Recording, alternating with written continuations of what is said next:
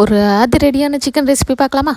இது must try ரெசிபின்னே சொல்வேன். வாங்க எப்படி செய்கிறதுன்னு பார்க்கலாம். முதல்ல குக்கரில் கொஞ்சமாக எண்ணெய் ஊற்றிட்டு கொஞ்சமாக சோம்பு போட்டுக்கலாம்.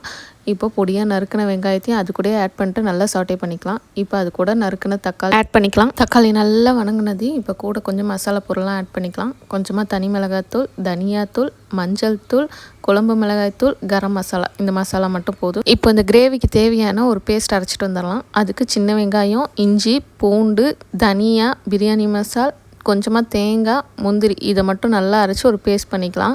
இப்போது இந்த மசாலாவையும் அது கூட ஆட் பண்ணிவிட்டு கொஞ்சமாக கல்லுப்பு ஆட் பண்ணிவிட்டு இந்த மசாலா பச்சை வாசனை போன வரையும் நல்லா வணக்கிட்டு இப்போது நல்லா கழுவி வச்சுருந்த சிக்கனை வந்து இது கூட ஆட் பண்ணிக்கலாம். இப்போது மிக்ஸி ஜாரை கழுவுன தண்ணியை இதுலேயே ஆட் பண்ணியிருக்கேன். ஒரு அரை கிளாஸ் போதும். குக்கரை க்ளோஸ் பண்ணிவிட்டு ஒரே ஒரு விசில் வந்தோடனே ஆஃப் பண்ணிடுங்க. ஆஃப் பண்ணிட்டு எடுத்திங்கன்னா சும்மா கம கமன்னு வீடே மணக்கிற சிக்கன் கிரேவி ரெடி ஆயிடுச்சு. இது சப்பாத்தி புரோட்டாக்கு வந்து சும்மா